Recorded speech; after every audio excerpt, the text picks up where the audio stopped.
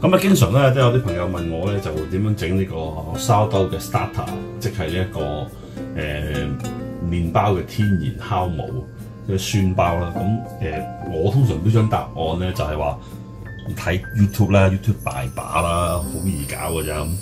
咁跟住咧就有朋友 OK 啦，咁啊睇 YouTube 啦，搞掂咗啦，自己識整啦。咁有啲咧就我撩劈俾佢啦，等佢自己翻屋企繼續就培養落去啦咁。亦都有朋友話俾我聽 YouTube 嗰啲講英文我唔識睇喎，咁我話好咯，咁既然係咁我諗下，不如我自己拍段片啦，講中文嘅咯。咁你下次有人問我嘅時候，你睇呢段片啦，咁我唔使再 repeat 再講多次啊嘛。咁其實就好易搞嘅。咁sourdough starter 咧，其實個 base 咧原理就係、即係嗰啲天然酵母，其實好簡單嘅，麵粉啊、空氣裏邊咧都有好多酵母嘅，即係好多 yeast 嘅。咁就特別係啲穀物裏邊好多嘅。咁所以咧就其實個原理就係我哋用水去培植啲呢啲咁樣嘅 yeast， 等佢咧就大量繁殖喺呢個咁嘅麵粉團裏邊繼續生長，喺呢個 starter 裏邊繼續生長。咁生長咗之後咧，跟住我哋就要 keep 住佢，養住佢。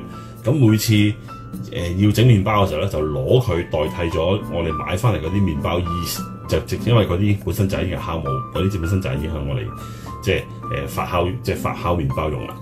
咁就所以第一步其實係要養㗎，即係要製造出嚟先，要 cultivate 佢出嚟。咁其實一啲都唔難嘅。咁咧就記住係個比例咧就係就100比100，100嘅 percent 麵粉就100% 嘅水，用重量去比做即係比例。咁所以咧，我今日咧就會係用首先我會落咧70 gram 麵粉，呢個就係all purpose 普通白麵粉。咁但係咧我就買呢一個咧就係 organic 嘅。咁點解要買 organic 咧？就因為organic 嘅即係有機嘅麵粉咧個好處就係佢冇經過，即係一定唔可以用嗰啲有漂過嘅麵粉，即係 bleach 嗰啲啊。咁因為漂過咧，其實佢個經過嗰啲漂白嘅過程裏邊咧係會殺菌嘅。咁我哋要嘅就係啲穀物裏邊啲麥裏邊嘅天然嘅酵母啊嘛。咁你殺菌梗係唔得啦。咁所以就要用啲有機嘅，而家有機就攞最少嘢啦，冇農藥啊，冇剩啊嘛。咁所以買有機嘅麵粉咧個效果係最好嘅。咁我而家就用有機嘅麵粉。咁我因為呢個係第一日，咁首先咧我就要放70克麵粉，70 gram 麵粉，64、67、69，差唔多啦。70，OK， 71少少啦，有個是但多，對唔對都？OK， 70 gram。咁跟住咧，我先前量嗰啲水啦，就倒70 gram 水落去。咁跟住要做嘅咧，就係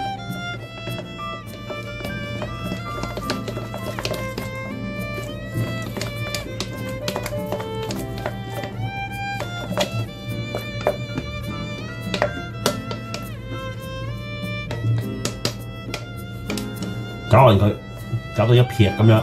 咁跟住咧就可以成啱擺喺廚房，擺喺個暖嘅地方，擺佢24個鐘頭。24個鐘頭之後先翻嚟再睇下佢點樣再處理。咁我就係咁以個蓋咁樣冚一冚住佢。咁個蓋就唔會扭實嘅。咁因為唔扭實咧，佢先至可以呼吸。因為你要俾佢呼吸嘅。咁因為你想佢細菌滋生啊嘛，細菌滋生咪要即係嗰啲yeast係細菌嚟噶嘛，嗰啲酵母菌滋生啦，咁你所以就要等佢唞到氣。漏咗唔記得講，係啦，擺個暖嘅地方，擺埋喺樹，擺24小時啦。咁但係呢24小時之內咧，其實你係不時可以攪動下佢嘅。咁就連續幾日都係咁樣噶啦，即係你每次加完麵粉之後，隔幾個鐘頭，中意嘅記得嘅就攪下佢。咁瞓覺咁唔攪啦，咪擺過夜咯。咁即係一日裏邊攪佢3-4次 OK 嘅，因為你每一次攪動咧，等於俾啲空氣佢。咁嗰啲酵母嗰啲細菌係需要呼吸嘅。咁你攪動佢，其實係即係幫助佢生長嘅。咁咧就將嘢擺咗，琴日擺咗24小時之後咧，今日我又加翻50 gram 新嘅麵粉落去。9，好準50，跟住就倒50 gram 水落去，攪勻佢。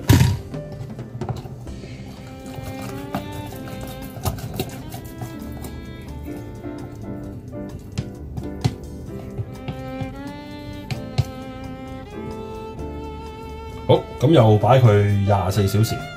就短短嘅，其實而家係啱36小時都未夠，30小時到啦。咁就你見到咧，已經唔淨止有啲氣泡喎，佢仲會升喎。即係我一路橡筋就 mark 咗嗰個位咧，就係我今日嘅，即係今日加咗粉之後嘅高度嚟。咁而家升咗少少，咁睇下個面咧，有好多氣波咧，有啲波已經走咗出嚟啊！咁呢個睇到咧就係即係已經係健康㗎啦。嗱好啦，咁啊超過咗48小時啦，即係1、2踏第3日啦。咁我又係加50 gram 嘅麵粉，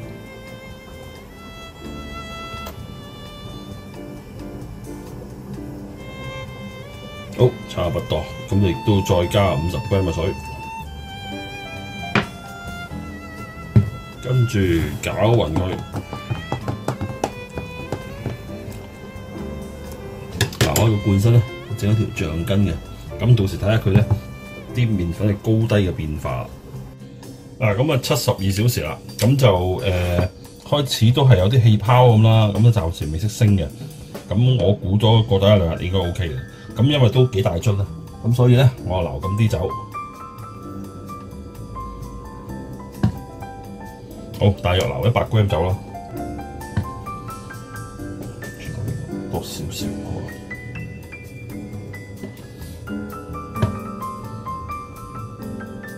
好，差唔多啦，咁就我就 reset 咗佢燒喎。咁我又係加麵粉。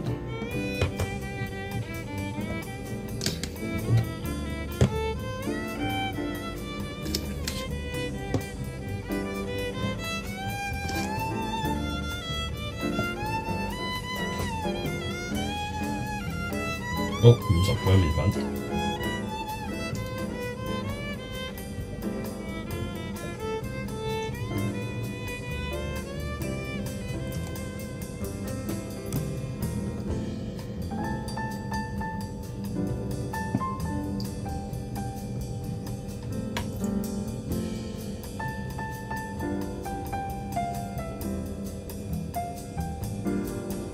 好，差唔多啦，50 gram 麵粉，50 gram 水。咁又再攪勻佢，咁又會放佢24小時。咁喺24小時之內，我就會間唔中攪下佢，咁攪佢2、3次咁啦。咁就睇下24小時之後又點樣啦。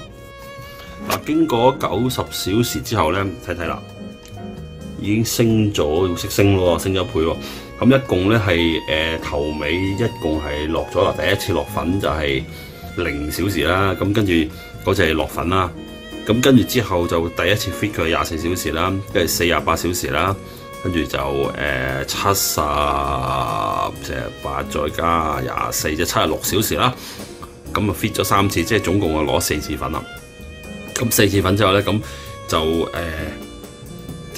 見到啦，佢已經開始識喐啦。咁已經升咗1倍，咁你中間有啲氣泡啦，咁所以啲泡味係好大，咁即係但係已經係即係啲衣飾嗰啲酵母咧開始培育緊啦，咁亦都見到個面咧就行好多氣泡，咁氣泡就係表示佢有呼吸啊，即係嗰啲酵母菌開始有呼吸，咁先會做到啲氣泡出嚟嘅。咁咧就而家聞到啲味咧都已經有啲沙兜麵包味啦，咁就應該同完成差唔多啦。咁今日嘅我係晏晝3點鐘做第一次嘅，咁所以今日嘅晏晝3點鐘咧就會係96小時，咁就即係會係第四次嘅 feeding， 即係係啦，頭尾即係頭尾就第5次嘅落粉啦，即係由第一次0次開始計，咁就第4次 feeding 冇錯，第5咁啊總共落第5次粉，咁到時睇下之後又過24小時睇個效果會點啦。嗱，咁我跟住咧，跟手又再攪一攪佢喎，咁一攪佢之後咧，就即刻降翻晒落去啦。咁即係啲氣走翻晒出嚟啊！咁即係證明咧，升咗咁高係因為中間有好多空氣啦。咁你睇到啦，亦都有多頭先變咗細波波，而家變咗大波波。咁係啦，咁攪下佢係好嘅，因為咧等於俾啲新鮮空氣佢，咁佢可以繼續呼吸，咁亦都可以排咁啲二氧化碳出嚟。咁當然又要加麵粉啦，因為麵粉係食物嚟噶嘛，咁所以24小時一次，咁我今日3點鐘又會再加多次麵粉嘅。1小時前咧我就搞一搞佢啦，搞完佢之後跌翻落去條橡筋嗰個 level 位啦，咁跟住就擺喺度啦。咁跟住咧，1小時啫就已經升到咁樣啦。咁其實即係話咧呢一張酵母咧差唔多，其實已經成功噶啦。咁但係我會安全起見咧，我就會 fit 多佢1-2日。咁就係啦，咁就 fit 多2日之後咧，應該就正式用得噶啦。即係其實而家我覺得已經製成噶啦。咁即係前後係由0 hours 開始計，咁計到今日為止。如果今日下晝嗰度就係啱啱4乘24咯，即係96個鐘。係啦，咁就而家都未夠96個鐘，就已經咁樣啦。咁即係已經製作完成㗎啦，基本上。好啦，咁啊96小時啦，咁我又再加50 gram 嘅粉，同埋50 gram 嘅水。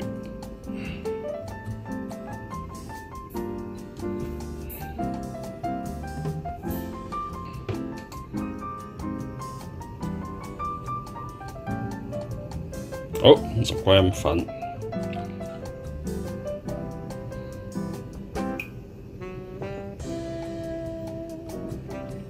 4，好，攪勻佢。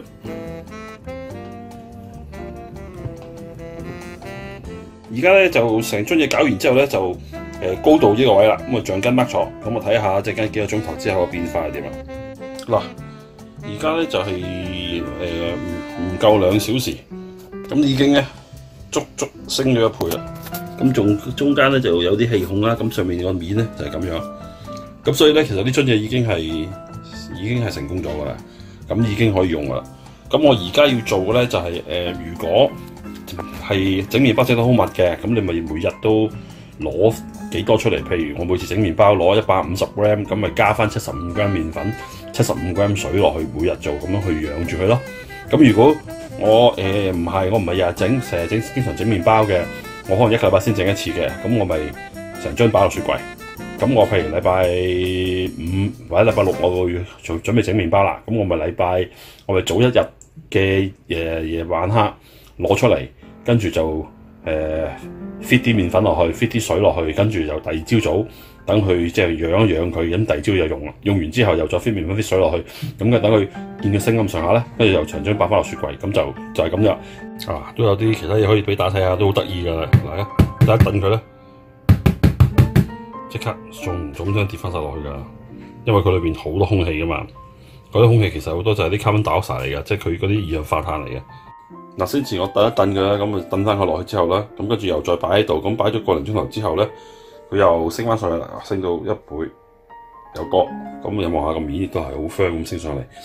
同埋你睇到佢咧，個表面咧，喺喐佢嘅時候咧，佢全部都係有，即係呢啲就係嗰啲刀嗰啲麵筋嗰啲情況已經標咗喺裏邊嘅，即係啲 gluten 已經標咗喺度嘅。咁呢個就係即係一個 starter 正常就係咁樣嘅。喺喐嘅時候咧，睇下。